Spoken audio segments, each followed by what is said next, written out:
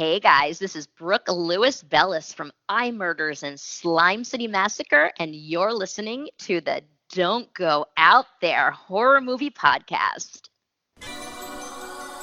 In a world where zombies, ghosts, serial killers, and vampires all exist, it's Nico, Brian, Mike, and Dustin, and they are all that stand between you and the films that could end the world. Welcome to the Don't Go Out There Horror Movie Podcast. Welcome back, everybody, to the Don't Go Out There Horror Movie Review Podcast. Partnered up with the Roll Up Network. Big shout out to those guys. We're back tonight with another film review, but before we jump into it, just want to give a quick shout out to our website, don'tgoouthere.com. Anything you need to know about this podcast, just check out our website. We got all of our episodes, our interviews, our blog, our store. All of our social media links are on there as well. Facebook, Twitter, Instagram, TikTok, and we got YouTube. Go subscribe to us there. So yeah, anything you need to know about this podcast, just go to our website and check that out. And recently, we've launched a Patreon S-type program called Blood Donors, which is an episode we're doing tonight. We have all different level of tiers there, and we're working on another type of Patreon. We'll announce that pretty soon. We are so excited by the participation in this blood donor campaign. For those of you who don't know or may be new, we have launched a new Patreon campaign called Blood Donors. We have 5 donor tiers that range from, just $5 monthly donation to even one-time donations as well. And in exchange for keeping the lights on, we've added perks such as early content to bonus episodes, autographed pictures, t-shirts, and even joining us for an episode of your choice. Any donation goes straight to helping with web hosting, SoundCloud hosting, guest procurement. Again, just thank you guys and girls so much. We have some of the best loyal listeners. We love each and every one of you. We can't believe every day that we get to do this. Just go to don'tgoouthere.com and click donate. And oh yes, there will be blood. But again, not real blood. This is money, you animals. But tonight, we have a legendary blood donor, my man, Austin Graham. Happy to have you tonight, man. He picked a very, very unique movie for us to review tonight, and I'm glad he picked it, honestly. Austin picked 2019's The Platform. I don't know if it's a Netflix special, but I know Netflix, I think, is the only place you can find it. Austin, why did you pick The Platform? Tell us about it. Just general thoughts. Yeah, so I picked The Platform because I like you said, it's a very unique movie. I'm, full disclosure, not super critical of movies, so that's why I'm really interested to hear what you guys have to say. I'm pretty easily entertained, and so I just wanted to pick something that was a little bit out there. I've been listening to your guys' reviews for a while, and so figured pick something that's a little bit different. There's a lot of stuff that just really mind fuck you, I think, in this movie, which I think is really interesting just to hear people's thoughts on that. I've never really had a chance to sit down and talk to anyone about this movie. It was recommended to me, and I like kind of stuff that's sort of more like end of the world, dystopian sort of looking stuff. And so this is a little bit different for me too. And I just thought you guys might do well with something that's a little bit different on your podcast. So I'm looking forward to it. I don't necessarily think it's a great movie, but there's a lot of very interesting dialogue and a lot of interesting aspects of it. And so I was just looking forward to talking to you guys about it. All right. Mike, do you want to go next? Just general thoughts? Sure. Full disclosure, I almost picked this movie about a year ago. I came really close because I don't remember loving it, but I remember being intrigued. I remember watching it and going, well, what the fuck did I just watch? Excuse my French, even though I shouldn't apologize on this show. But I'll just say that's what I walked away and thought about was, what the fuck did I just watch? And not in a bad way, just really confused. Yeah. Not confused in the I don't get it way, but just very taken aback. And so upon 2 rewatches now, obviously this movie is an allegory for a lot of things. Capitalistic society, there's, commentary on socialism and if that works, and there's, just the class tier system. It's a really good allegory for the world around us, and whether you're on top or in the middle or whatever, there's always someone below you, and a Yep. lot of people blame the tippy top, and sometimes you have to look within and what could you be doing better too. So there's really a lot of social commentary, and we talked about this on this show where sometimes I don't want that in a film, and that's true. And in a basic slasher, if it has too much to say, I get a little perturbed by that.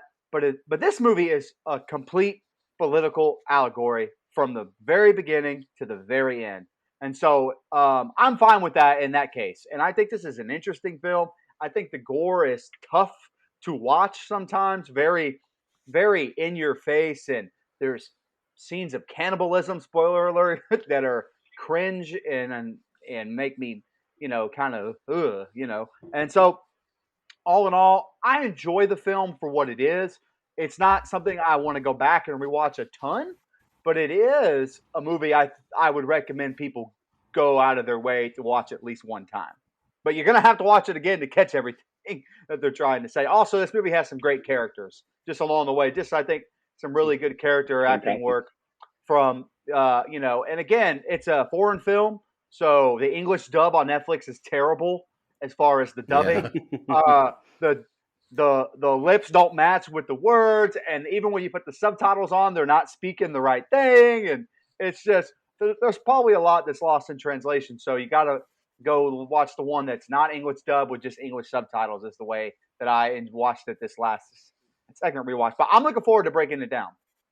That's what I was going to ask you guys, is that whether or not like what language you watched it in, because I've now watched it about I think 3 or 4 times, and I've watched it in I know a little bit of Spanish. I watched it in Spanish, and I also watched it in English, and so I think that does make a big difference on how you look at how the actors are acting. When I watched it with the English subtitles, it definitely made a huge difference on how I looked at the film from a like a rating standpoint. Right. Oh yeah. I'll go ahead and go real quick, Brian. Austin, whenever you told me you were picking this movie, I watched it a couple weeks ago, and I just click play, and like y'all mentioned, it was the English dub, and I was like, all right, I can't watch this. This is terrible. So we started it over with the subtitles, and I know it sucks sometimes watching movies with subtitles, but it won't kill you, my fellow Americans, to watch a foreign movie and read some subtitles. But I'm gonna be honest, one of the best movies. I might be the highest on this movie. No, go ahead. Oh, sorry. One of the best movies we've seen and reviewed on this show is completely foreign with no English dub, or that's the way that I took it in anyway. It was Train to Busan. It's fantastic. So it won't kill anyone. Yeah, amazing movie. Yeah. Absolutely. I'll just keep it short and sweet. This is a super unique movie. We haven't done anything like this one. I agree 100% with Mike. I don't really like political stuff shoved in my throat really that much, especially in like Mike said, a slasher movie. But like Saw 6, I think did a great job with the political message. I think this movie did a fantastic job with the political message. It makes you really. I like movies that make me feel some type of way after I get done watching it. That makes me continue to think on that movie, and I think this movie did a great job with that. I will agree with Mike, and I think Austin as well. This movie is not very super rewatchable, but I think you definitely need to watch it once or twice to absorb it and feel everything that it's trying to say. So I really like this movie, Austin. I appreciate you picking it. Brian, what'd you think? First off, I watched the dub version. And about, I did the opposite of you, Nico, though. I was like, oh man, this is not great. But I didn't turn it off and go find the good version. I just kind of told myself, okay, I understand that I'm going to lose something in it, but I just continued on watching it. It didn't to me hurt anything. It definitely didn't bother me as much as I think it did other people. But I can definitely see that the acting would definitely come across better with the subtitles. So, if anybody's listening, deciding on which one to watch, definitely watch the Spanish version with the subtitles. But this movie it reminded me a lot of Snowpiercer. Even though that was more of a literal statement on class struggle, but like as far as like the cars having like less resources the further back you go, it definitely was kind of the same cloth anyway. So obviously, I think that this movie is more like very, very interpretive. Like I think it's ambiguous enough that I truly believe that you could really like see what you want to see in it. But it definitely has to be to me thought of and analyzed at the end for the whole figurative meaning, because I think that there's way too many plot holes to look at it just like literally. It had it had amazing acting. It had a very good runtime. I think it's a very well made film and very well written. Just as for me, I don't know. I went back and forth, and I'm not 100% sure what I think about it. And I think, but like I said, it's very artistic. It's a very well done film. So I think that my rating will just kind of depend on whether I go with like enjoyment factor or just strictly like how well done of a movie it is. And I kind of go both ways on that. I just, I don't. It's not a movie that I particularly will want to sit down and watch again. That's so I only watched it really once here, and I didn't really want to go back and. I don't feel like I needed to go back and watch it again. So, anyway, I'm ready to get into it. Hey, real quick, Brian, have you heard the theory that Snowpiercer is a sequel to Willy Wonka, and so that this is in the same universe as Willy Wonka somehow? It's freaking hilarious. No, I have not. That sounds like something you got off Reddit right there. Hey, Willy Wonka deals with the class system too. You guys just never seen it before. I've never seen Willy Wonka, but that's nothing to. You've never. I quit. I quit the show. You've never seen Willy Wonka? No.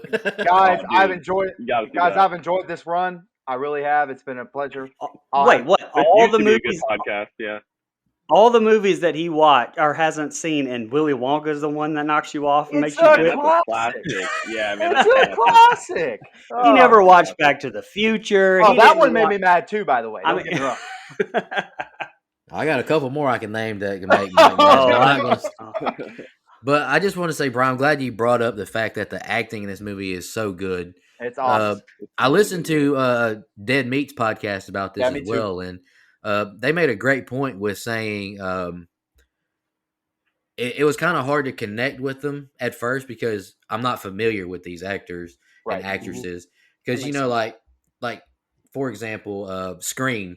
We're familiar with all. Just for an example, we're familiar with Neve Campbell and Courtney. You connect automatically.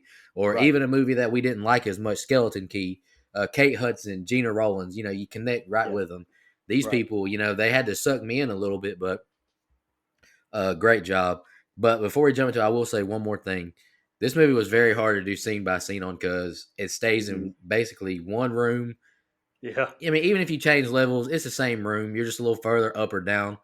And this movie is very dialogue heavy. So if my scene by scene doesn't live up to the movie, everyone who listens, go watch the movie one time. It's on Netflix. You don't have you probably ain't even paying for your subscription anyways. Just go watch the movie. It's also the thing. I think I don't know which one of you said it. Might have been Brian, but I think the runtime, it's really only like an hour and a half long, like 90 minutes. Like it's not a long film whatsoever. It's really something you could sit down in an afternoon and get through it just as quick as you would eat lunch. So, I think it's worth to at least go through and watch it one time. So absolutely. All right, y'all ready to jump into it? Oh yeah, let's do it. My scene by scenes are a little long just because I tried to, like I said, it's so dialogue heavy. You got to kind of catch what they say in a lot of it. All right, the film starts with like violins playing while cooks prepare extravagant foods. I wrote the head guy, but I read in a YouTube breakdown he's a butler. The head guy checks it out. There are 3 types of person: the ones at the top, the ones at the bottom, and those who fall. Goring wakes up and sees his new cellmate. His name is Tremagasi, sitting across from him. They're on level 48. He asks him about the hole, and Tremagasi says it's the beginning of the month, and he wonders what they're going to eat. He says we get the leftovers from the previous 47 floors. Goring walks to the hole and sees several levels below him, and he looks up and sees several above him.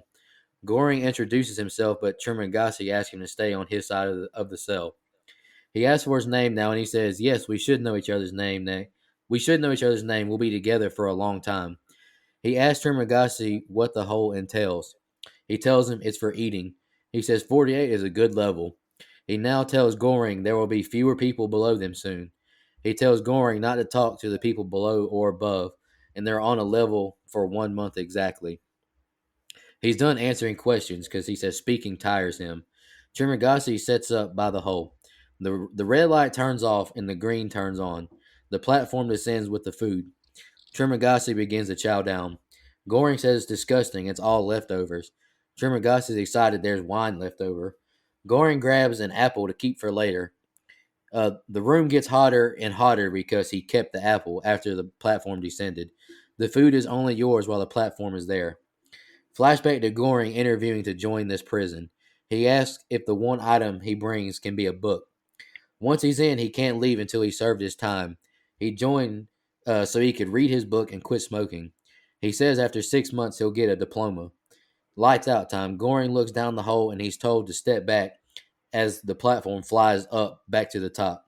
Next day, and Goring doesn't eat again. He tells him he's wasting this level. Trimagasi tells why he's in here. He tells of the knife infomercial. He says, "Why don't I sharpen my knives? Maybe that's why my life is bad. I don't take care of the little things." Another infomercial about a knife, so Trimagasi threw his television out the window. It falls on an illegal immigrant, killing him. He says he shouldn't even have been there. He could either go to the hole or a psychiatric hospital. Goring asks how many levels there are. He says there's more than 132. He says no food gets to that level. He says, I still ate, and you can go more than 30 days without food. It's the back-to-back months of being on bad levels that'll kill you. Goring says we need to tell the people above to ration, so he gets called a communist now. Trimagasi now pisses on the people below him as they ask for them to leave wine. He chose a book, so he asks what Trimagasi chose. A samurai knife, obviously. Next day, Goring decides to eat a little. Trimagasi is carving into the cell. He's so impressed, the knife gets sharper with more use. Suddenly, blood splatters on Goring's face as a person falls to their death. He tells him you get to eat what you want, but you have nothing to look forward to and have too much time to think. He says to hope you stay in the middle. He wouldn't have the guts at a higher level. He asks if he'll read his book to him tonight, and he misses TV. He asks what level he's been on, and Trimagasi says 72, 26, 78, 43, 11, 79, 32, 8, 132. Now he's on level 48. He asks about his last roommate. Goring figures out Trimagasi ate him. All right, Brian, that's the opening scene. What'd you think? So actually, I wrote down this set of scenes as an information dump, obviously. Obviously. But I did like especially at the beginning this non-linear timeline where it kind of gives you just enough. I felt like it really worked with your senses, almost like Saw, where you're basically first person with Goring. You're disoriented kind of in a way. But even more than Goring is, because obviously he has a benefit of knowing how he got in there, but you as an audience member don't. It's just the way that it works with your senses. We just did color out of space, and I praise that for playing with your senses as well. But this definitely does more so grossing me out with the food than it does any of the gore in here. Yeah. Trimagasi, Zorian Eguiliar, I believe is how you say his name. Yes. Stole this set of scenes and the next to me. I mean, on top of that, I thought his story was hilarious of how he got thrown in the pit. But I definitely noticed the fact that they had to say illegal immigrant, or even later when they questioned Baharat for doing what the white man said. It's very, very on the nose there as to what they were trying to imply as well. I mean, there was definitely nothing subtle about that. As well as what you just said about the communism statement that he makes as well. This definitely to me sets up the societal message of, kind of like that there's only people at the top and at the bottom, and those who fall, meaning like there's no middle class anymore. So, Right. as I said, most of this is up for interpretation, but that's kind of how I kind of interpreted. Yeah, I agree. I agree that. Yeah. Yeah. I kind of echo a lot of your sentiment.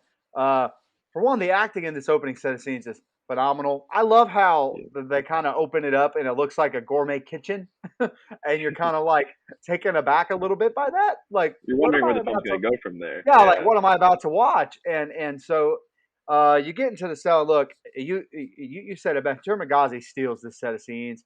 He's hilarious in a good way. He brings a little bit of not levity because clearly he's lost his marbles in this cell for how long he's been there, but he the the actor does such a great job with this character. I'm disgusted when he's eating, by the way. And I don't know if it's the way he's eating or the food he's eating or whatever, but every time that he eats as a character, I'm like, ugh. Like there's just something like he like inhales it, like doesn't stop. And I get it. It's the desperation. He knows what it's like to be on the bottom, so you get a chance to be higher up where you actually get some food. You might as well take advantage of it. Like I get all that, but it's gross. Like it's I have it's written something. I have written in my notes that he's perfectly disgusting. Oh Like yeah, that is he is. that is Right. that is the best way to Absolutely. put it. I think. Like, yeah. Absolutely. And first of all, if I'm going into this thing, I'm not bringing a fucking book either. Now, I like books. I like to read. But I'm not if this is where I'm going for the next year, I'm not bringing a fucking book. Man, come on, man. Anyway, that's fine. It's whatever. I get what his character's trying to do. Again, Brian kind of touched on it. This is the perfect information dump. You get some background and what the writer slash director thinks of communism, and how that's portrayed, and you get a sneak peek of how we're about to enter this class system of stuff. And I do think it kind of once they brought out the knife and once they talked about the knife, I kind of started piecing it together. Like, I think this guy's done some cannibalistic things here. Like, it's almost like in real time, I'm figuring it out with Goring at the same time. And by the way, the actor who plays Goring is fantastic too. Like, I just think he's really, really good in this opening set of scenes. So, again, this movie hooked me pretty quick, especially on this last rewatch when I watched it in Spanish with English subtitles. It hooked me right away, especially in this set of scenes. So it's not my favorite set of scenes though. That's probably coming next, but I really enjoy them. Yeah.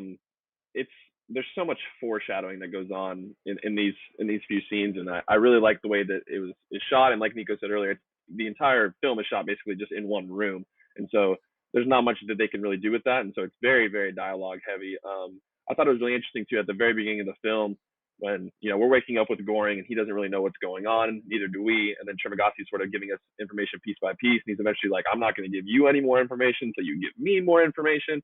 And so I thought that was really interesting, especially with what's going to happen going on later, is why Trimagasi really wanted to get to know his cellmate. And obviously we'll get into that a little bit later as to what he ends up doing to Goring. But Trimagasi calls the people above them selfish bastards as he's eating and he's scouring down on this food. And to me, I'm like, well, yeah, they might be selfish bastards, but so are you too. You're not looking inward, you're looking upwards. And so like we said, there's a lot of to do with communism and everything that's going on in this whole film. But in my head, the thing that I was questioning was, well, did he become this way because of the platform at this point in the film? Did he become this way because of the platform, or did he come into the platform feeling this way? And so I wasn't really sure which one it was at this point in the film because it's very early on. I would have brought a gun too. I mean, I agree with you. Like, I don't understand, like, bring or at least something else. Like, I don't know if there is a rule where it's like, oh, you can have a gun, but you can't have bullets. Like, but a knife, that at least makes sense to have in there with them. I literally have in my notes that Trimagasi's just fucked in the head. Like, he's absolutely insane. Like, and so for me, it was just for Goring. If he knew that this is what he was getting himself into, surely he wouldn't have come. And so they never really look at that in this film, whether he knew what he was really getting himself into, and especially with the character that's going to come a little later. I think it's Imoguri. When she comes into the film, it's from the administration and things like that. And so how much did they really know about this place before they got here? Because if they really knew what was happening here, surely they wouldn't have wanted to come down. So those are the things I thought were really interesting in it. Goring obviously wants to ration the food, which I think is a very noble thing to do, and that's probably what any sane person would really want to do. But I think as the person jumps and falls, I think you can sort of see that shift change in Goring's mind. He's like, oh, this is really happening right now. Like, yes, the food's been coming down, but they've been getting enough to get by. And, eventually as these scenes pass by, he's starting to eat just like a little bit more instead of the first couple times the platform comes down, he refuses to eat, and Trimagasi is just pigging out. And so, you guys both mentioned it, but yeah, Trimagasi is just absolutely fantastic.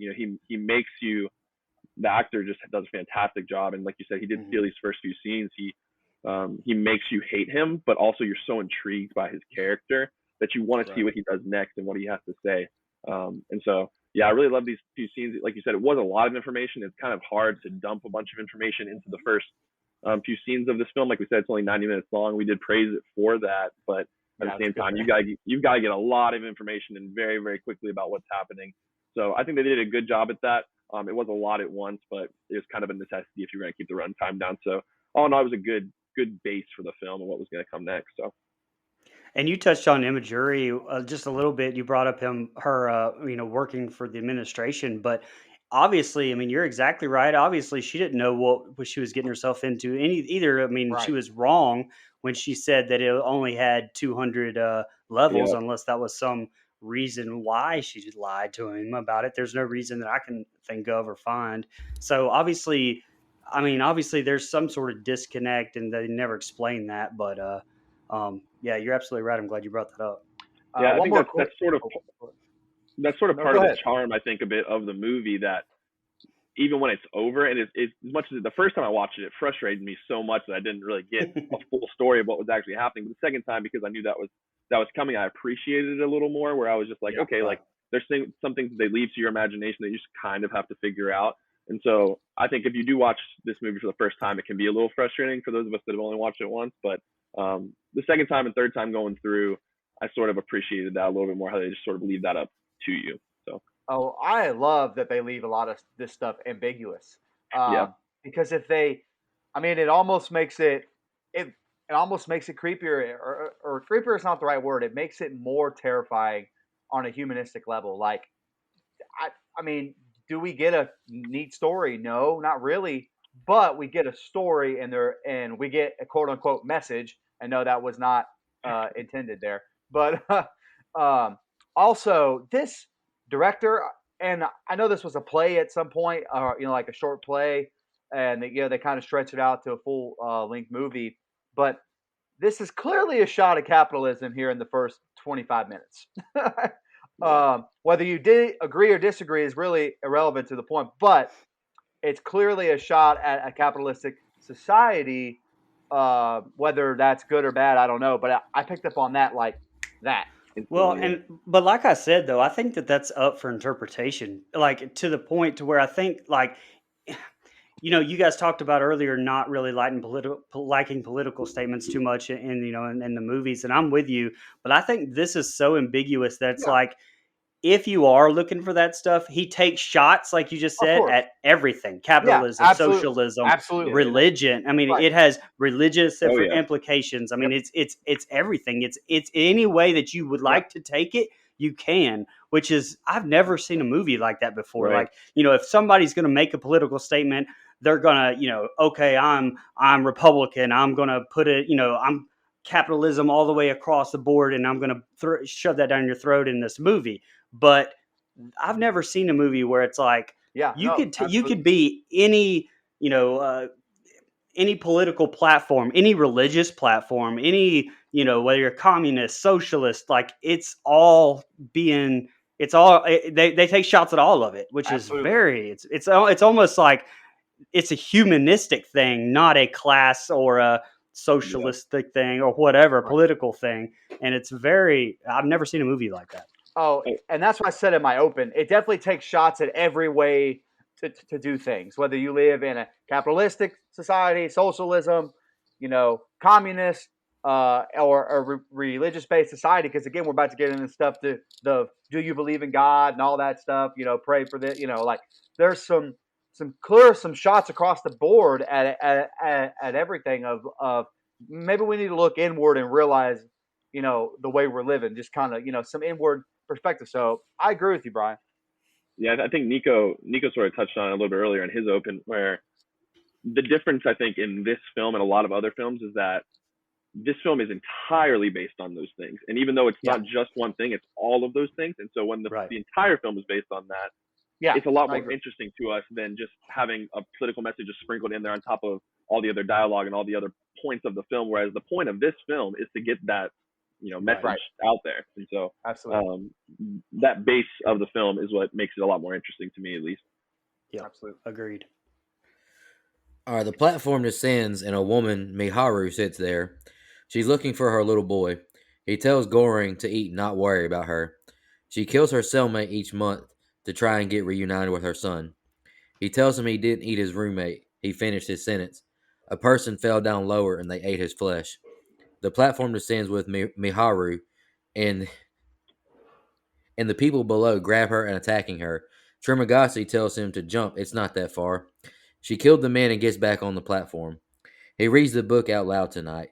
Now we see the guy shave, sleep, wash, and eat, just all in a montage.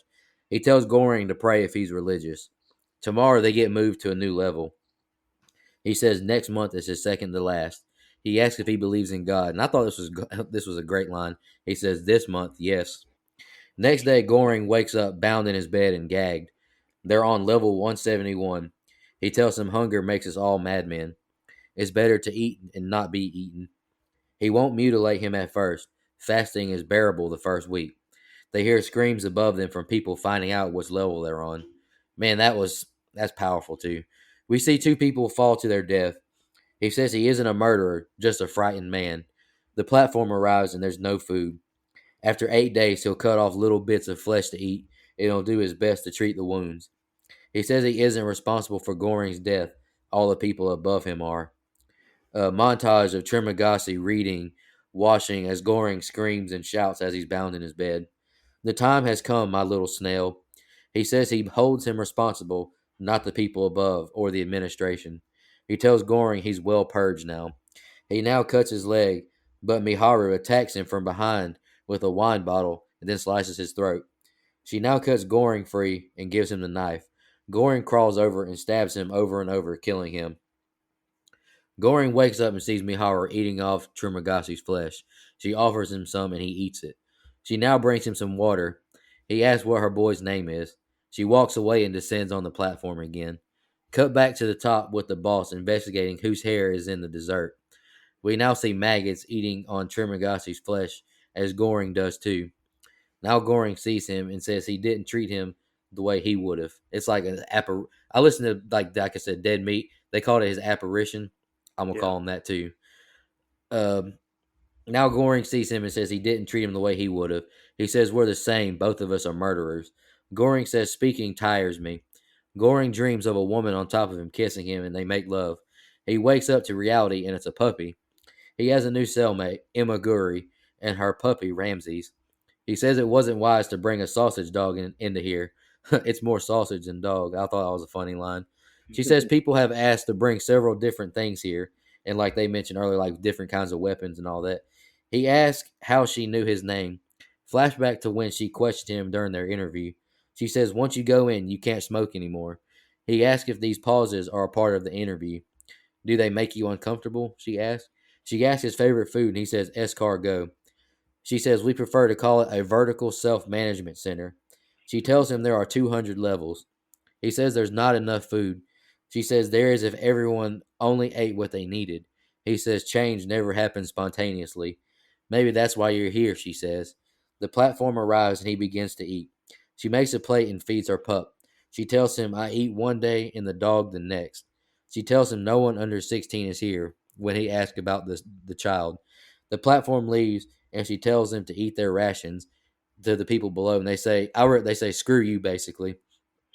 She says he's one of the people who thinks the administration is only bad and that she tells Goring that she's worked for them 25 years. All right, go ahead, Brian. So was I wrong? I thought that was the girl that Goring was fantasizing about having sex with was Miharu, right? Miharu, yeah. I have the same thing written in my notes that Okay, I thought it was too. Yeah, I mean it's very dark and the lighting and everything with the way it's filmed doesn't necessarily show her for sure, but I think it's very much implied that it is her. Yeah. Yeah, and you never see her face clean anyway. It's got No. blood and junk all over it, so I wasn't sure if that was her or not, but I just wanted to make sure. So I wrote down. I specifically paid attention to the soundtrack during that montage. That was showing the passage of time with that clanking being so prominent in the music. I thought it was so effective. And at this point, it's really starting to build tension with me. It's the showing the monotonous day, and it almost gave me like claustrophobia. So Yeah. again, it's playing with my senses. It's affecting me as a movie, which normally doesn't happen. And you spoke on it just a minute or two. I wrote the same thing down, Nico. But that's such a powerful line from Trimagasi when he says, "Yes, this month I believe in God." I mean, that's such a loaded line. You can really tell, especially here, and there's other parts, but this is where they're really taking shots at, religion and, only when things are going good do you believe in God type of thing. So, another big loaded line I wrote down is when Goring accuses Trimagasi of murdering him. And, he says he's not responsible. It's the ones above for making him do it. That's such a huge underlying thing to say, obviously, too, not taking any responsibility for his actions, and blaming others. So, it was not so subtle here. And lastly, just the flash going from showing like the head chef making, freaking out over hair in one of the desserts to the maggots in Trimagasi's corpse, and it was flashing back and forth that Groening is eating on. Obviously, it's almost satirical as far as like the viewings of things from the top, regarding the bottom. The way they see things, the things they worry about, and then what you're getting at the bottom. So I thought that was a very loaded set of scenes. There's no doubt. Absolutely. So how do you say this woman's name? Because it took me I still don't know. Miharu or Yeah, Imaru? Miharu. Yeah. Okay, so I'm gonna call her Evil Lady. Uh, even though I don't really think she's that evil. But no. So interesting. She added an interesting dynamic right off the bat to me. Yeah. Just a new character, somebody different. Again, when he starts to get into why she's on this platform, why she goes up and down, she's looking for her son. I immediately called BS that she's not looking for her son. Like I could almost smell that a mile away. I still found her addition very interesting, and I didn't know where it was going to end up. Of course, it ends. Oh, real quick, there's just some funny ass dialogue from Trimagasi in these scenes. And I mean that in a good way. Like he adds just a little touch of humor, but he's also lost his mind. And so it helps. Once them being on that upper level got a little monotonous, as Brian mentioned, I became really interested in whenever they changed levels, them going down. I became really interested to see what that was going to be like. Of course, we get into it, and we wake up, and Goring's tied to a bed, which is not what I expected. And Trimagasi kind of flips, and because he's always been a little bit cuckoo for Cocoa Puffs, but like now he's really in preservation mode. He's in fight or flight. Like he still considers him a friend, but hey, a week's gonna pass. I'm gonna get hungry, and then I'm gonna eat you. But we can still be boys, like right? Like it's just kind of one of those things where it's like. But even that to me is a play on something. Like there's no way that's not like no matter what bad things people do, people still stick by them. That's the way that I took it, and. Hell no, I ain't sticking by you. You gonna cut me, man? You gonna tie me to this bed? I thought all that was really interesting. Also thought this is going to end up with one of these two dying. And I know Goring was our main character, but the first time I ever watched it, I mean, there's plenty of movies that kill off the main character early that we don't see coming. We see that all the time. So I thought, maybe we're about to get a switch here. No, obviously we didn't. Trimagasi gets stabbed with his own knife, that's telling. He's the one that brought the damn knife in there, so that's weird. But yeah. So from that point on, her starting to get into cannibalism, and then he gets into it's hard to watch. Like I have a really big problem with watching that on screen. That's why I like Silence of the Lambs. You never actually really see it, except the blood on Hannibal's face. Like you don't actually see it.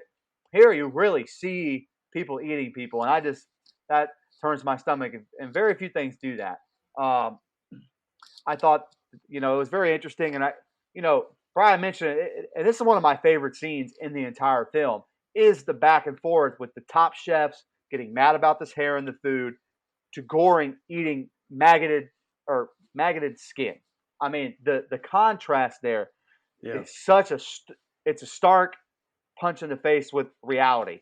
The top is doing this, the bottom is doing this, and I don't even, like Brian said, that's not necessarily a shot at anything directly. This is just the reality of most people's situations. The top lives like this, we live like this. Obviously, a lot of people aren't eating maggoted skin, but I think you get the allegory there. They're, eating, the cheapest cereal, the cheapest whatever, and the top is eating escargot, and so I love that balance. I love the way they shoot it.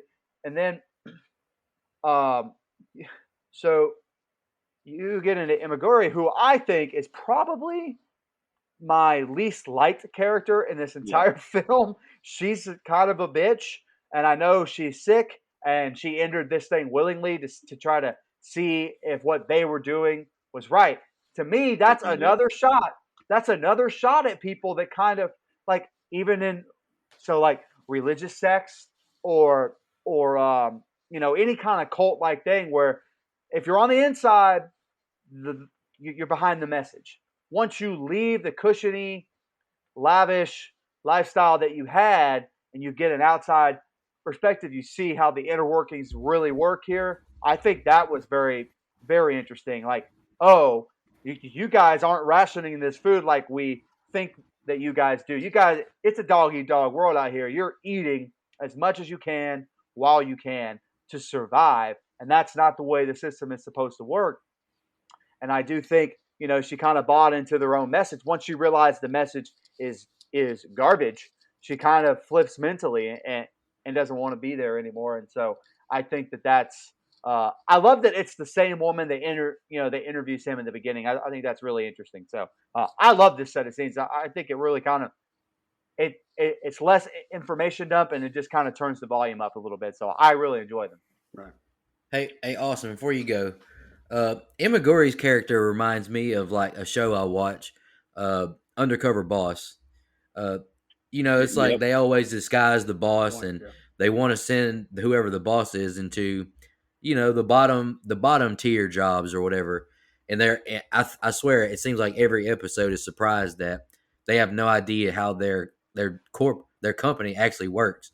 So I just thought that I automatically got that connection. I know Austin can't relate because he works at the greatest fast food restaurant ever, Chick-fil-A. So they're great top to bottom. But I really thought of Undercover Boss whenever they disguise the boss and then they go into, they send the CEO to be a cashier or whatever, and they realize how bad their system is, or they realize how bad customers really can be, or they realize how bad their employees can be.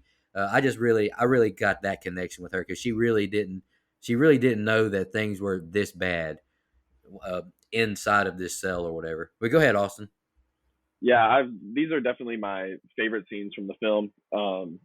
I've got a lot to say about these. I think, as you guys mentioned, like Imaguri, before she comes into the platform, sort of has like a savior complex where she's like, well, if they're not doing things right, I'm going to go in there and I'm going to make it right. And she sees that even more so when she gets down there. Like at the very beginning when she's in there, oh, this food is just being taken and taken and taken, but I can be the one to sort of fix this. I'm dying, so this is going to be like my last hurrah to try and fix things. And I think you guys are right. She definitely didn't think that it was this bad before she came down there, but they sort of leave it up to you. Like, does she know that people are dying? Probably not, or else she wouldn't have volunteered to go down there. But at the same time, she's dying anyway, so does it really matter to her? And really not sure. And so Trimagasi is definitely my favorite character in this film. He is just so good, and we'll get to it, but he's not done with this film just yet, and so I think that sort of adds a huge element to this film that we'll get to in the next couple scenes.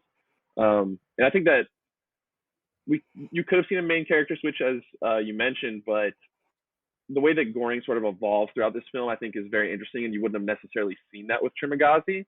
He wouldn't have evolved the way that Goring evolves, and you kind of see the mentality change of Goring.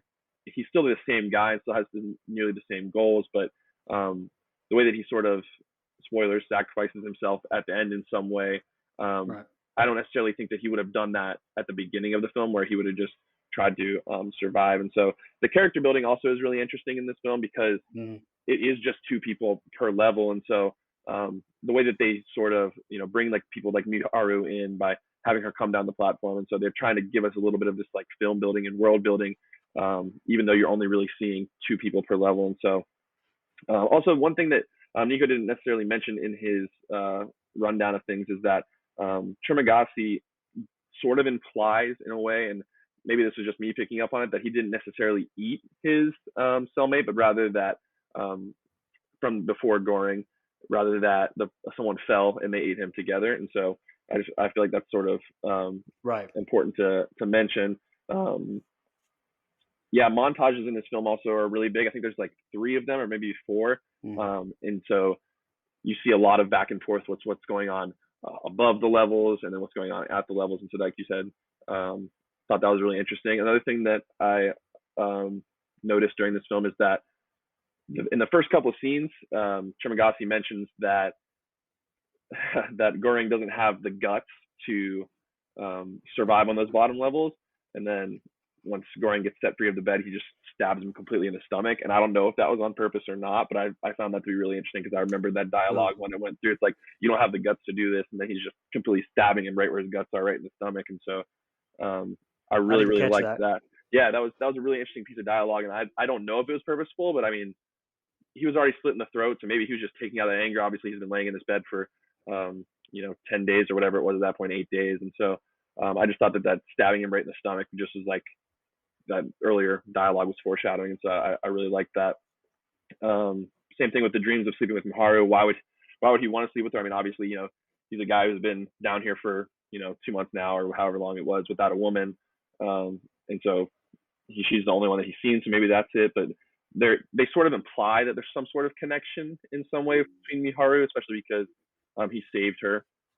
And so maybe that's why he had that one with her, but who knows? So yeah, everything being shot in one, I have this written in my notes, that everything being shot in one room sort of works for this film. And that the way that they do the character building through that really works. And one thing that they also mentioned near the end of these scenes is that the person that worked for administration actually had a little bit of choice in who her person was that she ended up being partner, which I thought was really interesting, that she had that privilege. And so that's another thing that they put on with all that political talk, is that she had the privilege to be able to choose whoever she wanted as her person. And having been interviewing all these people, she knew exactly that she wanted Goring. And so I found that to be really interesting as well.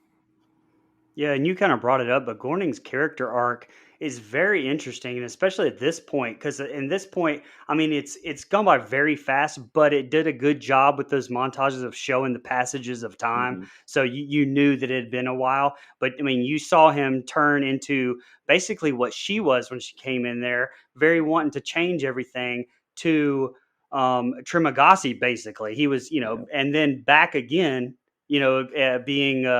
being influenced by her, being influenced by Baharat later. So it's very interesting character arc. I mean, it's definitely up and down, where usually it's just kind of, all right, you're at one point, you're going to get to another point. This one's like, hey, you go up, it takes you back down, takes you back up again. So it's very interesting. I think that is sort of in a way due to who he's with, in that I sort of see him more so as a follower, in that whoever he's around, that's the person that's influencing him most, which I mean makes sense. But however, when he was with Trimagasi, the next person that he was with was Imoguri, and then whenever he was with, the next person he was with, Baharat, he was more like Imoguri than he was like Trimagasi. And so that there's sort of that linear, I become more like this person, I become more like this person as time goes by. So. The next day, Goring, he pigs out, and she tries to get the people below to ration. She asks them to eat the allotted portion she made and make 2 similar, and she does this day after day. Goring finally snaps and tells them to do what she says, or he'll shit in their food. She says it seems to be working. He says the people above won't listen, and I thought this was a really good line, because he can't shit upward. Yep. I mean, it sounds funny, but when you think about it, it's a really powerful line. Next day, the platform descends, and Miharu is passed out on it. They pull her off and put her on the bed and wash her. The room grows colder as they realize the dog is still eating. Goring, he grabs the food from it, throwing it down the hole. That night, we see Miharu has killed the dog and Imoguri is pissed. She tells him she chose that woman 10 months ago and she had no children. She wanted to be an actress like Marilyn Monroe. Now she's a crazed killer looking for a non existent child. This isn't a great place for people who like books, she says. She sent people here for 25 years and she didn't know how bad it was. She says she fought cancer for 3 years. The day she lost the fight, she applied to come here. She doesn't care anymore. Who the hell would who the hell would bring a book here? Now we see an aquarium full of snails prepared as escargot. At level 0, we see the platform full of food as it descends. We see people eating it, walking all over it, and just playing with it, honestly. Goring finds his favorite, escargot. She's not eating, she says. It's Ramsay's day. He says today is the last day she should eat. The next day, they're on level 202, and Goring wakes up and sees Imoguri has killed herself by hanging herself, and he realizes there's more levels below them. Trimagasi shows up and asks if he's going to eat her. She says she's left him a gift and didn't jump. She begs him to eat her flesh. We see Goring going crazy. Goring gets a piece of glass from the platform and etches on the wall like it's like Trimagasi will with his knife. Trimagasi offers him the Samurai Plus. He tells him where to cut and eat from. Goring has a nightmare that Miharu is about to kill him. He wakes up now on level 6 with Baharat. Baharat is excited he can make it to the top from this level. He tells the people above God will reward them for their help. He throws up a rope to them and he begins to climb. He reaches his hand out for them, and then the woman above him shits all over his face. He screams out as Goring saves him from falling down the hole. He weeps, saying he's only 5 levels away. The platform arrives and Goring eats, and the two men hear the couple above them having sex. And the next 2 scenes are the ending. Go ahead, Brian. Yeah, so this group of scenes is definitely showing the issues that are even, real time here with her basically telling, Goring if they can get everybody on board, everyone is happy, but showing just as quickly like how number one limited they are and even being able to get their message to the masses, but also like how it's nice to say these things in reality or to say these things, but in reality, in practice, it's nearly impossible to implement. It's very reminiscent of the whole toilet paper shortage in Florida at the beginning of 2020. That's kind of what popped in my head with that. And we gave Trimagasi his flowers earlier, but something that stood out to me in this set of scenes is the great acting from Gornig, from Ivan Masag. Is it Masaj? Is that how you say that? And this montage of him going mad, the violins and the music, the quick cuts, most of all that the voiceover from Antonio San Juan quoting scripture from the Bible. Absolutely powerful, amazingly done scene. That might be my favorite actual just scene in the whole movie. And you have Gorning and Baharat about to go down the platform here. I went back and forth. I saw things call Gorning like a Christ-like figure even. Yeah. But I personally saw this as like an allegory for government, where it's like using words to try to get your message across. But if they don't agree or fall in line, bash their heads in, where it's like literally, that's what they're doing here. So it's very, like I said, very interesting how, one group of people can say, okay, well, he's almost like a Christ-like figure. He's going down, he's doing this, delivering things to the masses. Or like I did, I saw this as like an allegory for government. So it's a good group of scenes, very good group of scenes. Yeah, I actually love this set of scenes. I'm glad you said an allegory for government because, like I have right here, some people will view that this is a good thing that the government is doing, and some people are like, "Screw this, off. Yep. Here's the middle finger. I'm not listening to you." And so, I mean, that's again very topical right now, if you know what I mean. Not to date us, but again, really good set of scenes. I love that Goring finally gives in a little bit to eating the way that everyone else is eating. Like it's almost like he kind of loses his inner morals a little bit, and I think that's really strong. Him threatening to shit on the people below him, it's hilarious to me. Do it or I'm going to shit on you. Finally get people to ration the food out the way that it was always intended to do, but it's just not quite enough. And then he gets sent way down, and and Imogori hangs herself, and all, so now he's got like not the angel and the devil, as in typical storytelling. He's kind of has just two like, I don't know how to explain it, but it's almost like because he's eating them. Now they're like inside his head. I know they kind of touch on it in the film, but like that's kind of the way I took it as well. Like he's absorbed their inner thought process, their ideals and their thoughts, and and they're just sticking around. I thought that was really interesting. Now whether that was on purpose, I don't know, but I really did like that. First of all, this set of scenes introduces us to one of my new favorite characters, and that's Baharat. He's a fighting sumbitch. He doesn't care. He's great. I love his character, and I love that he wants to go up, but sometimes in order to go up, you have to go down, and we're not quite there yet as far as that set of scenes, but he's smart. He brought a rope. If your intention is to go up, bringing a rope, hoping people will bring you up with them, is a good way to do it. And again, there's just another allegory there. You hope if I reach out, I just need a little bit of help and I can come up. That happens in the real world all the time. Hey, can I get this? If I just get this, I'll have this. And like, I think that's very, very, very telling. I mean, a really, really good set of scenes here. And probably my favorite part is how Trimagazi and Imogori just keep being in the back of Goring's mind. Like, I really like that there's still characters that we didn't just lose them throughout this film. They're kind of his conscious in a way. Like, right. You get Trimagazi, who kind of doesn't really like anything that Goring's doing. And then you get Imogori, who like almost is like now sided, like after seeing the inside of this place, has almost like flipped her stance on what things should be like. Because again, she went to the lower level, probably woke up and saw it and said, I'm good, man. I don't want to do this anymore. And so, hung herself. I thought that was, by the way, if you're trapped in a cell deep in the depths of this whole thing, vertical jail, and you're a man and you're a woman with a lot of time to kill, I'm probably banging it out too. Not gonna lie, just being honest. Not the most attractive moments of our life, but if you could just sing "I've had the time of my life" to her, I think it would probably work. So you want Miharu to call you sometime? I got it. Yep. Yeah. Hey, no one. Hey, no one puts Miharu right in a corner, baby. Come on. Nico, have you seen Dirty Dancing? Please. Yes.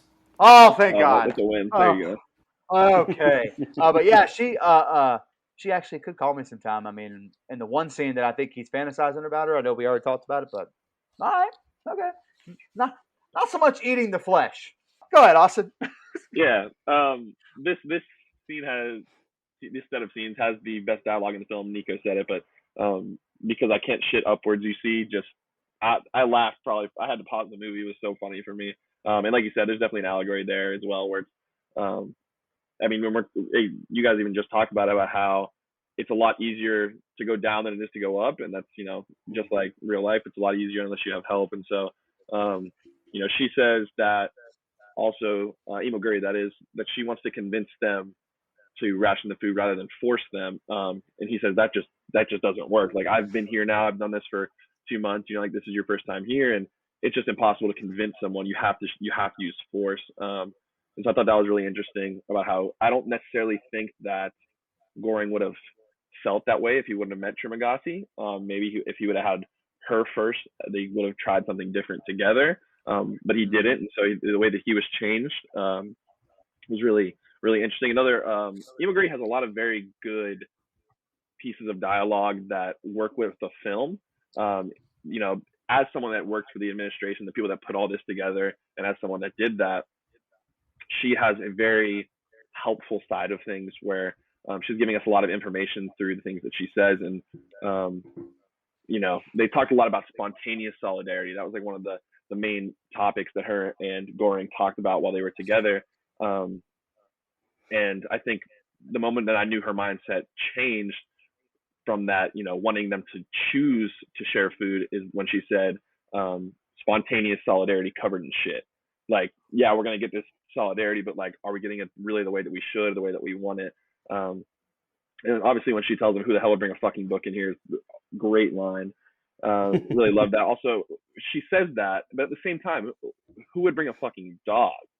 So like I was kind of pissed at her in that way, because I'm like, one of these is a living being. Like, obviously, the book can't die, but I mean, obviously there's better things to bring in. But you brought your dog in here, and obviously we see that as Miharu eventually eats her dog, and so, or at least murders her. I'm assuming that she probably ate her. We mentioned too that a lot of religion brought up in this set of scenes, in that you have to eat to have eternal life, and so she's telling, after she hangs herself, she's telling him, eat me, eat me, you want that eternal life. You're not going to live unless you eat me. And so I thought that was really good, a good setup for a lot of the God stuff that's going to come next with Baharat. Right. A lot mentioned about racism too, in this set of scenes. The people above even said that, asked what would they get if they helped him come up, and he says, everlasting life, and the guy says that's not too bad for helping a black man. So yeah, exactly. Like, sure, like, we'll just throw a little bit of racism in here as well. Why not? There's just a lot to look at in this set of scenes, and would people really be this callous is what I have written in my notes. It's easy for us to say, like, well, no, they wouldn't be, but after you've been in the platform for a year or however long, I mean, we know that you can at least be in there for a year based off of what Trimagasi says, and Goring's in there for 6 months to get an accredited degree, and so some people could be in there longer. We don't necessarily know, so I found that to be really interesting. Oh yeah, here's the ending, and the ending of this movie gets a lot of criticism. Yep. And I kind of see why. The very first time I watched it, I was like, this movie's over right now, really? So that night, Trimagasi visits and says he's doing well, my snail. He says you can recover well this month, and then you graduate next month. Imaguri shows up now and says again he might be here to bring change. He sits next to Baharat and asks for his help as they go down. They can hand out food to everyone. He says if they hand out food at every level, they've broken the machine. He believes there are 250 levels. He says if there's no food, we can take the platform back to the top. Baharat says only a fool leaves level 6. They now get pieces of like metal from the bed and descend down. They ask Baharat what he's doing, and they'll give out rations. Goring says no food until after level 50. They eat every day. The man reaches for food, and Baharat bludgeons him in the head. Each level we see... This made me laugh. Each level we see Baharat snapping on everyone to back away, and even Goring's like, damn, all right. A wise man in a wheelchair tells them to get out the food. He says win them over before they attack. He says the administration has no conscience. He says to send the message to the people on level 0 with a perfectly untouched dish. Imagine their faces when the whole sends back a delicious dish. The panna cotta is the message. They get to the next level and nicely tell their message. The lady says, fuck that to not eating, and Goring cracks her in the back of the head, killing her. I'm like, oh, okay, goddamn. Level by level, they attack the people not complying. Level 51, they hand out rations to each complying level. We see a dead woman now, and they realize the platform doesn't stop where there's no people alive. We now see a man stabbing a woman to death. Goring attacks him, and Baharat fights the other man. Goring proceeds to get his ass whooped until Baharat saves him by cutting his head off. And Baharat's like, it's kind of like a sword fight with the other guy. They get back on the platform. They continue to go down levels and see what the people are doing. And I just wrote in my notes, so much death and chaos. Goring sees flashes of Trimagasi and Imaguri. There's no food left besides the panna cotta. The panna cotta is the message they keep saying over and over. The platform stops at level 333 now. They see under the bed the child. Goring rolls off the platform, and it goes down without them. He tells Baharat to throw out the panna cotta. They notice it's not getting hotter or colder. They give the little girl the panna cotta. The two men smile somewhat. They lay there as the platform flies back to the top. Trimagasi listens as he reads. He asks if he'll eat the black guy. He says the girl has a gift, haven't you realized? Baharat wakes Goring up saying the girl is the message. Goring wakes up again and realizes Baharat is dead from his wounds in the fight. Goring and the girl take the platform down to the very bottom. Trimagasi walks towards him saying, his journey is over, little snail. He says, not yet. He tells him the girl's the message and it needs a message bearer. He steps off the platform and walks away with Trimagasi. He tells Goring she will succeed. She is the message that doesn't need a bearer. And then the platform flies back to the top with the girl on it. That was the ending, Brian. What did you think? Were you a little disappointed like me the first time or confused? Um, I don't think I was confused at first. I don't mind movies ending without giving you, I like Right. movies making you think. And I've said that before on here. Mhm. So it didn't. I was just more confused, trying to think. Okay, and once I started doing research for it and things like that, I started seeing and thinking about, all right, well, different views on it, and so I, I don't know. I'm kind of mixed on it, to be honest with you. First off, a little fun fact: since there are 333 cell levels, 2 prisoners in each Yep. cell, the total number of prisoners is 666. So I had that again, memory. the religious reference there, Absolutely. saying that this is basically hell. So um, what I said in my opening, I'll kind of explain here a little bit. But if you look at this movie literally, there are tons of plot holes. For example, one that I found, Trimagasi earlier said that they can't really interfere with the plan, and the table has to go down for the inmates to make their decisions of free will.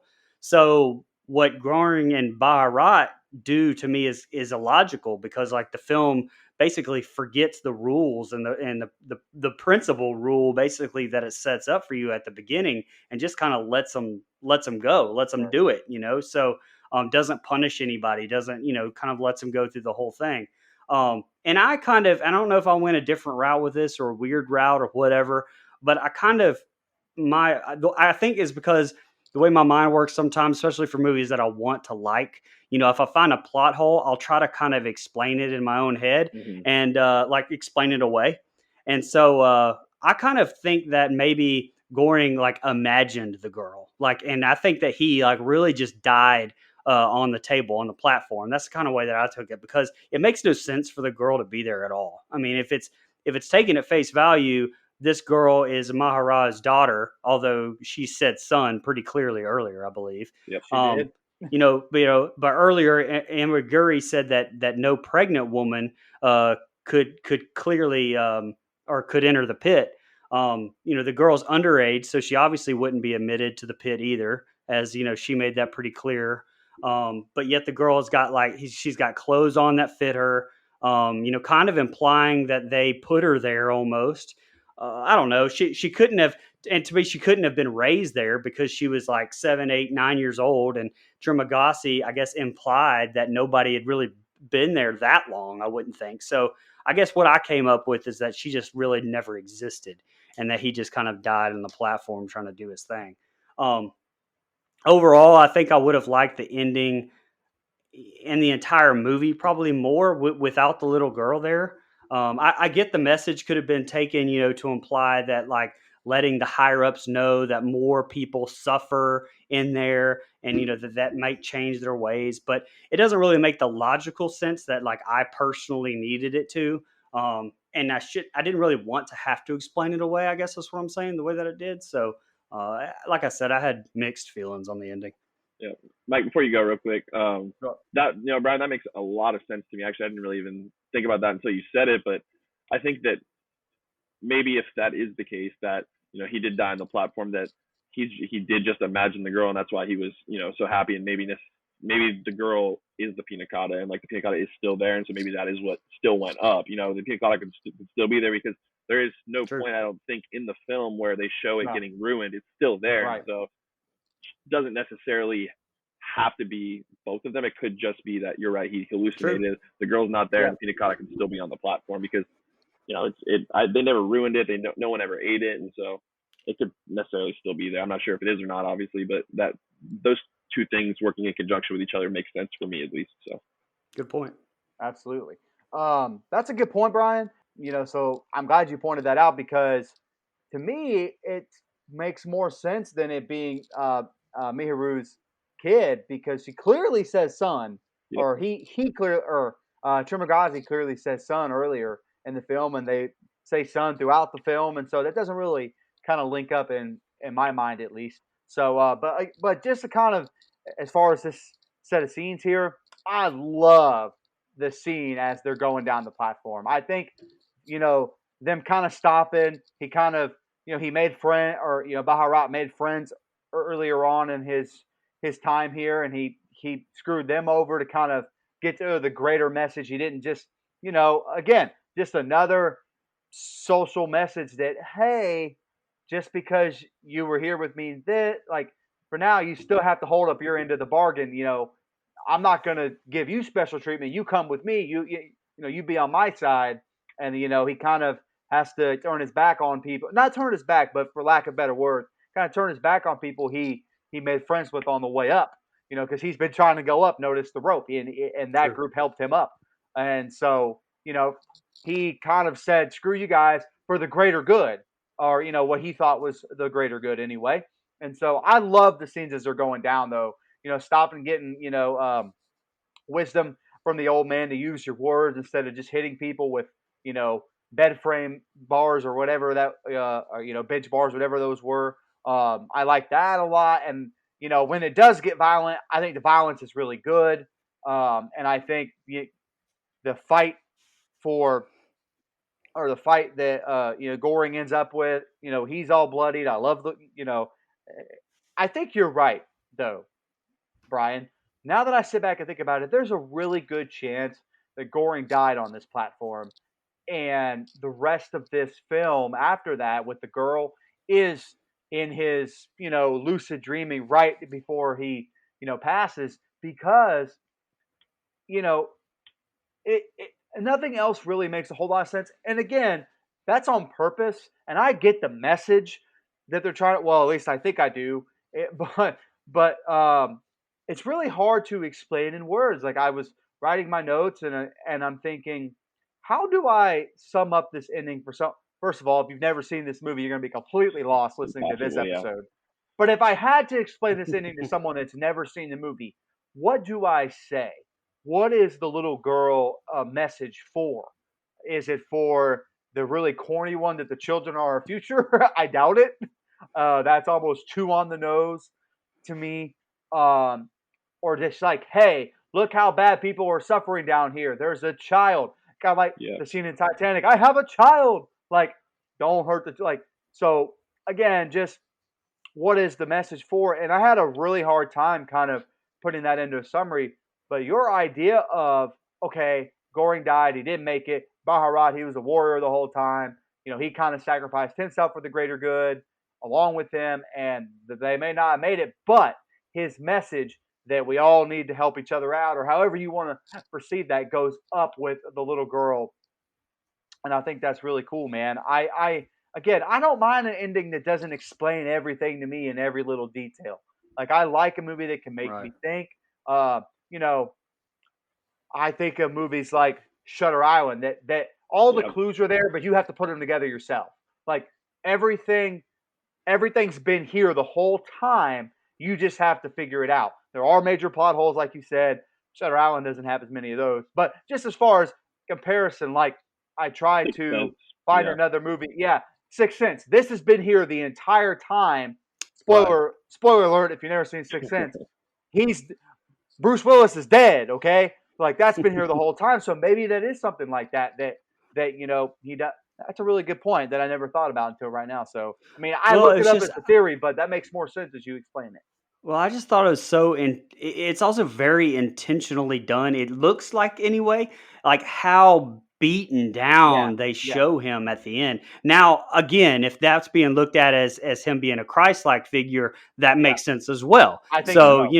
It's kind of it's either way you want to look at it, but I do think that it was intentional that they showed him so, like, barely alive, basically, as they were going down to that last level. Well, another just kind of touch on the religious thing with that, man, is you could almost take that as he's sacrificing himself for, exactly.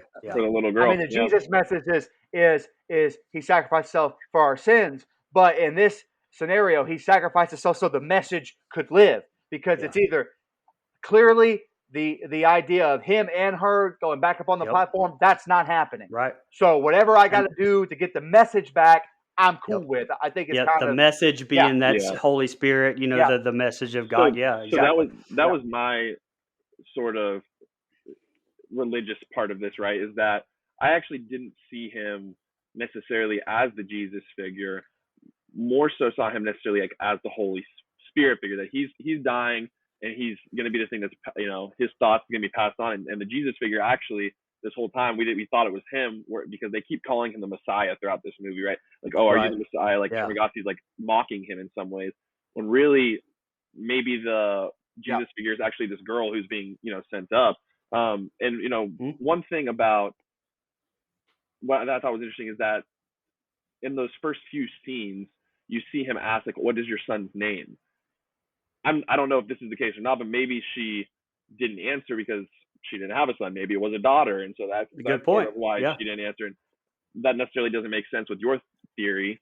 I mean, I don't know the correct one, neither do you. Obviously, that's just brought up to our imagination. So, you know, there's a lot of different ways that you can look at it, and so it could be any of those things, really. You know, I think one thing that that was interesting too is that they asked Baharat if he was a white man's servant whenever he went down to the next level. You know, another case on racism. And one thing that I didn't really think fit with the film, and I understand why they had to have it to set up the ending, was the wise man, sort of in being on the level, and you know, what he said made sense.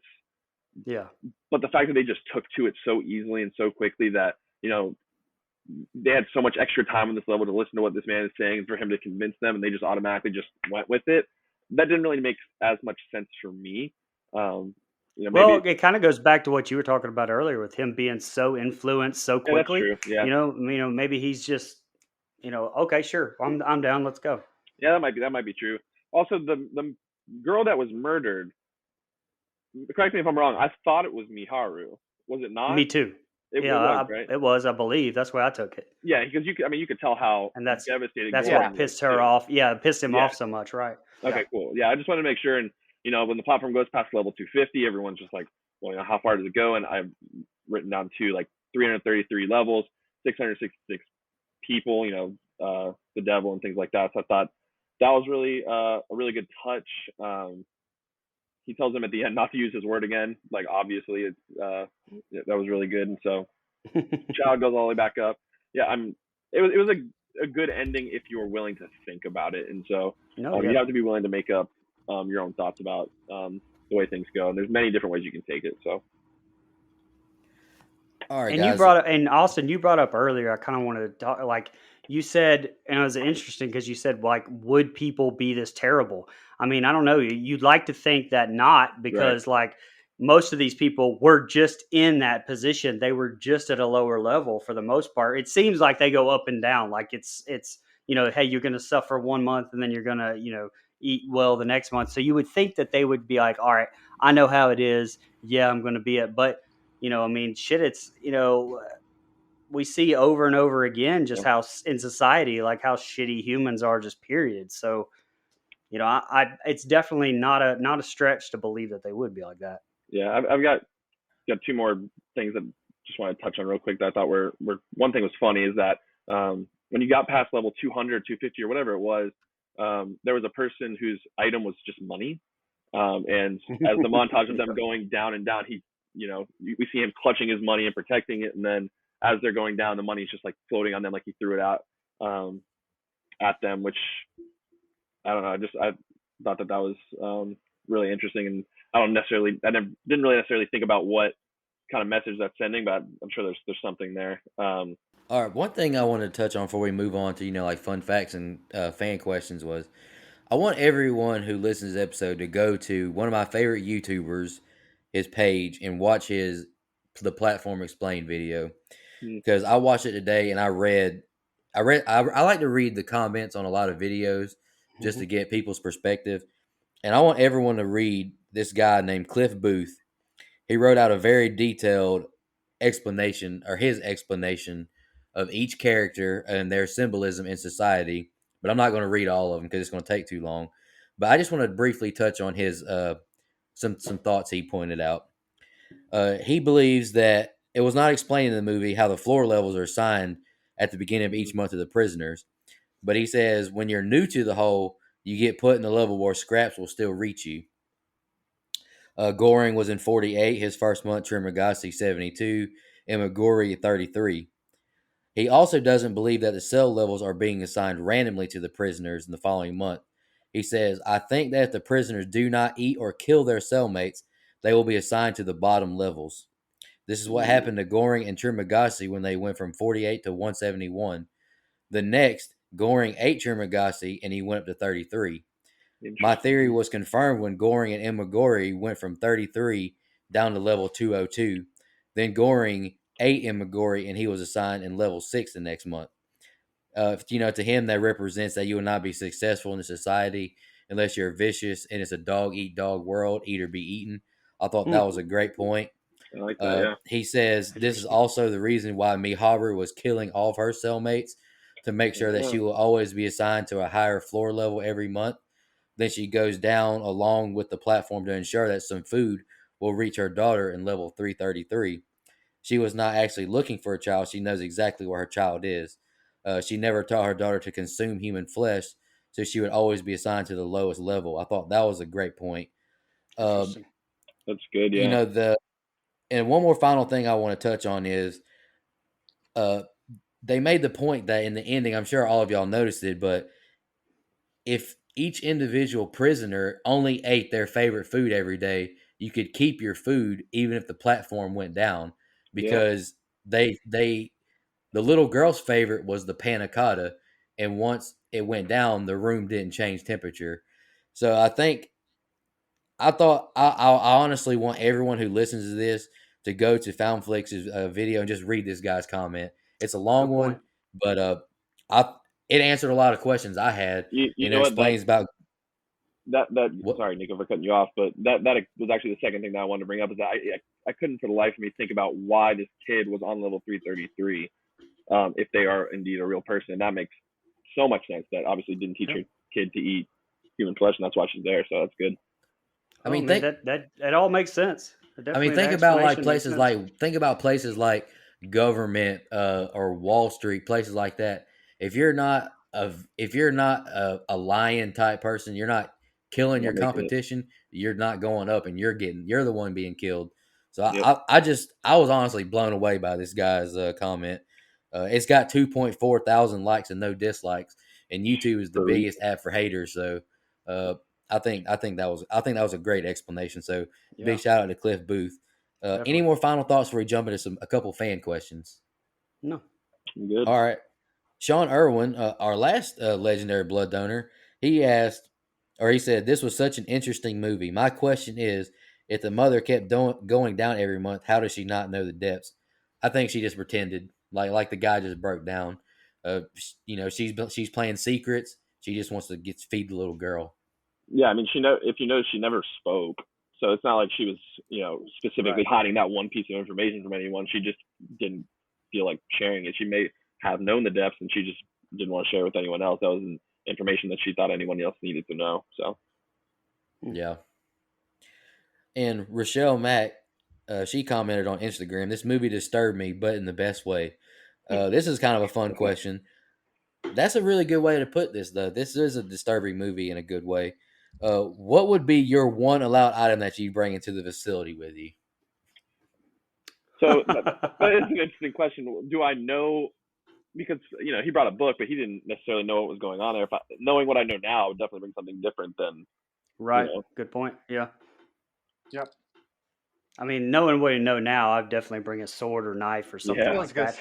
Sword, you'd run out of bullets and a gun if you could bring 2 items, if that counts as 2. So yeah, I would definitely do that. Now, like you said, though, you bring up a good point. Obviously people don't know what's going on in there. Even the administration that works there didn't know what's going on in there. So I'm not real sure what I would bring, not knowing that I needed a weapon. So. Yeah, I mean, I honestly, if you think about it, a book's not necessarily a bad thing to bring. It's gonna help you pass the time. No, true. Right? No, it's not. I was just kind of being facetious earlier because again, we know what we're about to get into, and he doesn't. So bringing a book's not a terrible idea. What I would bring, I have a serious one, and then I have one that I mean, realistically, I think most guys would probably pick. Yep. If I could. I think that's everybody's mind, man. Yeah, I got you. Listen, I think I would probably bring some kind of weapon of some choice just to protect myself. But I would also consider bringing a pocket pussy. All right, that's all. That's not completely far off. The movie did show him beating off at the beginning. It did. Yeah. One of the montages. I had that in my notes too. Honestly, if I didn't know going in I would need a weapon, I would ask if I could just bring my phone so I could listen to podcasts or something. Just something for entertainment. Something to keep you occupied. I mean, even if you couldn't call or look at social media or nothing, just kind of listen to like an iPod or something. But once you got in there, they'd probably kill you and just steal it from you.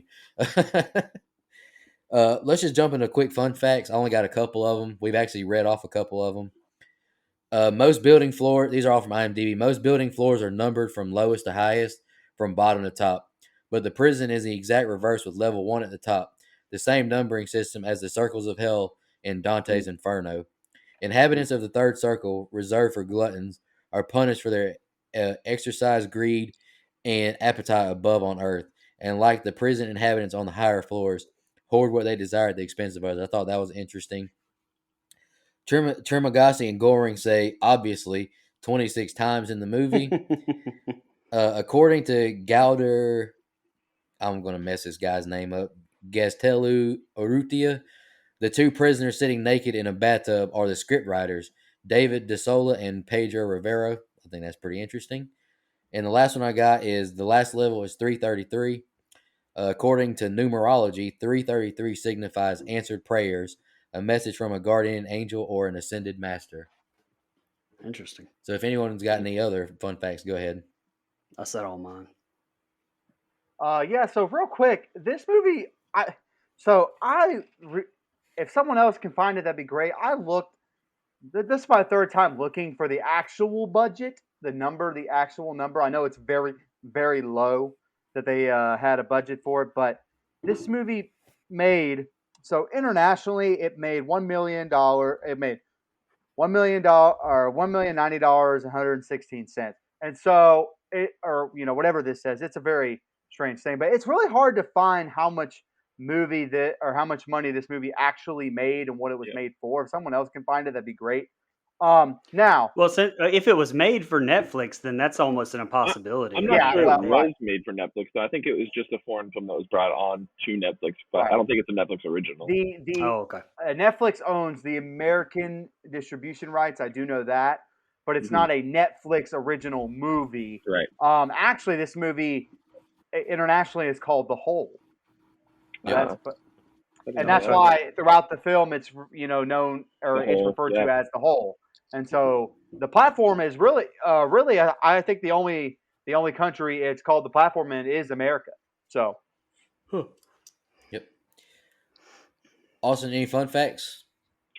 No, I didn't have any about this one. No, that's cool. Let's jump into the rating. Do you want to go first or last? Let me go last. I want to hear what you guys have to say first. Okay. I'll kick us off. I'll let Mike and Brian pick who goes next. Favorite kill? I chose Trimagasi. I love the suddenness and the brutality of it all when Goring snaps initially. Oh, imagine being bound in bed for 8 days and you saw how filthy his sheets were. I don't blame him for snapping. Least favorite? I was kind of torn, but I chose Baharat. He just died in his sleep from his wounds. I was torn. I almost picked, people falling just to their death, but I chose Baharat. I just wrote a little short summary. This is such a unique, interesting film with so many different points and lessons about our society and the people in it. I think the acting was great. The effects were good for the most part. The only effects I thought looked bad was like the person cut in half as they were going down. I thought that. I liked that. I thought it looked like jelly or something. I didn't think it looked that great. And this movie, like I mentioned earlier, this movie made me feel something and think about it. My only con I can say is it's just not rewatchable, because like Halloween or Jason Lives or Chucky, you know, they're fun. You know, you just pop them in, watch them whenever. This Yep. one's not one of those movies, but that doesn't mean this isn't a movie that isn't needed to be watched or great. I really liked it, Austin, and I gave it 8.5. Wow. I'll go ahead and go, Mike. Go ahead, Brian. My summary, I wrote down, is this, and I usually don't write a lot of summaries for movies just because, if you've listened to this, for an hour and a half, what I've been saying. So I usually don't, but in this case, I actually did, and it's probably the most that I've written on a summary. But I wrote, is this a message on class struggle, capitalism, communism, socialism, religion? Does it question and show that this is why a system is in place, or this is why it should be dismantled? Yes, to all of those. I mean, it's everything. It's everything that you want it to be. Really, it's whatever you interpret it to be. And to me, that's just art to a T. I mean, it's just how you look at a picture and you interpret it. My best kill, I wrote down the big dude who got his head cut off. That was killing Mahorahu. Or the torso shown hanging. I really liked it. I thought that was pretty awesome. When it come down, I was like, oh shit, she got platformed. I thought that was pretty cool. And my least favorite kill, the dog, because fuck you. I don't know why you're going to show dog being dead. Fuck that. And I actually gave this movie a 7.5. I rated it. I decided to rate it for how good of a movie I thought it was instead of enjoyment factor, because a lot of enjoyment factor for me would be rewatchability, and we've talked about a couple of times, it would be really hard for me to rewatch this. And so I just went ahead and went with how good of a movie, because I felt like it deserved it. So let me first of all, let me go ahead and give mine really quick. My favorite kill was Trimagazi, probably just because I thought it was sudden and out of nowhere, and it was a crazy kill. I loved it. My least favorite kill is the dog. And, I have good brother Dustin's notes here. We have the same favorite and least favorite, but I still want to read his out. So anyway, I've kind of summarized how I feel about the film. I think it's a great allegory for a lot of stuff, which we dove into really deep, by the way. Fun discussion episode, guys. We kind of, some of my favorite episodes is when we get away from breaking down. And again, I like breaking down Bride of Chucky or Leprechaun or whatever. Like, that's the fun stuff that we do, even if we did go a little off the rails in Leprechaun. But I like these kind of episodes. We had one with Halloween 2. We've had one, with a lot of other films where it's just good discussion about a lot of different stuff. And this one was very good. I love the way we dove into this. Thank you for picking this, Austin. I like this movie. I don't love this movie because it doesn't hold a lot of rewatchability for me, but I do think it's a very unique and interesting concept. I think as far as it's a different kind of scary, where it kind of slaps you in the face with some real scary stuff.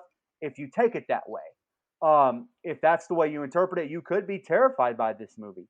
And so I get that. So I really think look, some of the best horror movies in the last 8 to 10 years or so have been foreign films from America, and this is no different. I think it's shot beautifully. I think it's acted beautifully, and the fact that they kept it all almost in one room, and for a very low budget, which I still can't find, which I feel like I failed for the first time ever.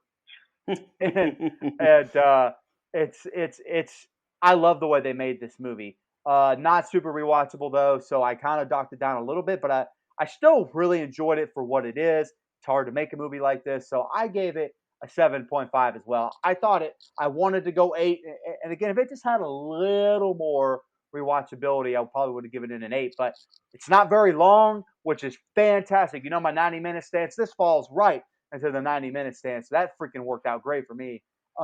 So yeah, 7.5 is where I'm at. And before you go, Austin, let me read off Dustin's. His favorite kill was Trimagazi. He had it coming because he tried to sneak attack. True, Dustin. He tried to sneak attack and eat Goring. Shout out to Maharu for saving Goring and delivering a satisfying neck stab, which, yes, very much so. The least favorite kill was the weenie dog. What the fuck, man? General thoughts and rating. I love the concept. when it comes to things that are genuinely scary, prison is up there. The confinement of a regular prison is scary enough, but you add to the fact that you may or may not get to eat, and then when you do, you may not be eating other people's shit and piss. Nightmare fuel. It gets a little monotonous at times, but then again, that's what prison does. I got a real LOL when the guy climbed up the rope and the guy above him shat in his face. I know I'm a terrible person. On the other hand, the voiceover actors were absolutely horrible. He's not wrong about that. The dub actors are really, really bad. I watched the English dub version just because that's what Netflix played automatically. And it made the dialogue unbearable at times. The voiceover actors' delivery made it even worse. I did enjoy the movie overall, and I give it a 6.5. Yeah, my favorite kill was Trimagasi too. I think, even going back to like what I said about the guts, about how I just thought that there was a lot of really interesting, foreshadowing there, and so I really liked that. My least favorite was actually Imoguri, mostly because you don't see it, as well as Right. what happens after is actually more interesting than the actual kill itself. I really like this movie. Obviously, that's why I picked it. It's not necessarily my favorite movie of all time. I might get crucified for this, but I don't really watch movies more than once most of the time. The only movie I really watch all the time whenever it comes back on is The Shawshank Redemption, which is the greatest movie of all time, by the way. Fantastic. Besides that, I don't really watch movies more than once often. So for rewatchability, that doesn't necessarily take that off for me. And so I actually gave the movie the same as you, Nico, 8.5. So I really liked it. It was a good time sitting down with you guys. Thanks for having me on. I'm glad you liked it. So yeah. Nico, have you seen Shawshank? That was a movie I was talking about earlier when I said I'm gonna piss Mike off because he's son brought of up a bitch. Shawshank so many times. I've Oh You my have to God! hold on. You've seen all these movies and you haven't seen Shawshank. I've seen that movie comes on like TNT or TBS or Every whatever. day. I've always seen like bits and pieces here and there, so I've never seen it sat down and watched beginning to end. Yeah, you need to sit down and watch it. It's fantastic. It's one of the highest. It's one of the top 5 highest rated movies on IMDb, so I'll definitely watch it. Yeah, it's great. Nico, I will mail you my Blu-ray just so you can watch it. Don't do that. The post office will lose it. Don't do that. I'll just rent it. Don't do it either, because every time I've told him to watch a movie, he's hated it. So I will see you Sunday. Hey, Nico, I will see you Sunday, September 4th. I'm bringing you this Blu-ray of Shawshank. You son of a Hey, bitch. wait until November so I can knock out all these damn Hellraiser movies you got to watch first. I would no, because you'll get so worn down by the shitty franchise that is Hellraiser, you end up hating Shawshank. Yeah, dude, or it could be like your vision. Or it could be like this movie where you're eating scraps of dog shit, which is what Hellraiser is, and then you finally get Shawshank. It's like you're on the first level of the platform. Hey, you got the escargot. Hey, any more final thoughts before I just give a quick shout out to the blood donors? No. All right, just going to give a quick shout out to our blood donors, the legendary blood donors, 2-time Miss Joe Swinford, Mr. Sean Irwin, Mr. Matt Sears, Miss Shan Petrusevich, Miss Michelle Mirza, my man Austin Graham, who did an absolutely fantastic job tonight. You were an incredible co-host tonight, brother. Yeah. Absolutely. And I'm not telling you that just because you came on. You did great. Absolutely. Honestly, you can come back on anytime you want to. Absolutely. Mr. Andrew Ferguson will actually be reviewing one of his movies in a couple weeks. Nice. Looking forward to that one. Final guy level tier, Hunter Nelson, my man. Dream Warriors, also again, Hunter Nelson. Miss Tasha Reed and Rochelle McLaughlin. Camp Counselor, we got Mickey McCrane, Jared Summers, Dennis Kennedy, and Joseph Clayton. Thank you all very much for contributing to us and helping us pay for this podcast. We really appreciate it. Austin, any final thoughts? You did a great job tonight. Fantastic job. Again, thank you guys for having me on. It was a good time. Glad you liked the film, and I hope everybody just goes out there and at least gives it one watch. Yeah, absolutely. I agree. I'd love to have you back on. Hey, come back on so you can help us bully Nico in one of his picks. Oh, dude, I'm always down for that. Hey, he told me one of his other picks was going to be a Saw movie, so we was definitely going to be on board for that one. I mean, I'm happy about doing that, but I want it to be a movie that Nico likes so I can poop on it. Nah, man. It's been a while. One of my favorite movies is Saw 2. I really like Saw 2. It's like that's my favorite Saw. Pick that. Let's go. That's a good one. Yes. Donnie freaking Wahlberg, baby. Pick Scream 3 so I can crap on that one. Anywho. Yeah, what? Scream 3. Pick Scream 3 so we can crap on that one. It's the least I'm fine with favorite crap. one, so- Hey, but again, when that's your worst movie of a franchise, you're doing okay. That's all Pretty I'm good, saying. yeah. That's fair. True. That That's movie's true. still pretty damn bad, though. I didn't I say mean, it wasn't. I mean, it's no Freddy's dead, but it's still pretty damn bad. It's definitely not Freddy's Dead. Don't you ever do that again. Any, let's wrap this up. Austin, thank you. You did a great job. Yes, thank this you. was Appreciate it. this is one of my favorite episodes we've done in a long time, honestly. Absolutely, This mine was too. great, and I hope everyone who listens enjoys our conversation. This wasn't just a normal, slasher movie where we talk about how cool Michael or Jason is, or The Conjuring, or nothing like this. Movie is very deep. It needs to be watched by you personally because we can't do it justice because you need to see and hear the interactions, and I think it'll Absolutely. touch you. Honestly, it'll make you Yep. think, and it's I always that's good to recommend think. the rewatch. I recommend That's the the greatness. rewatch for sure. It's the greatness of the show. We can have episodes where we fuck around and have sex dad jokes, and then we have pretty deep conversation episodes. I A know, So, right? little bit of both in this one, so I say There you I go. did mention a pocket pussy about 5 yeah, minutes there you ago. go. Hey Brian, we're not ending this episode until you make an alpaca dad joke. I'm out of them, man. I'm fresh out, man. I used them Never- all the other night. I never want to look at another alpaca again. All right. Thank you to all of our fans and listeners. Thank you, Austin, one more time.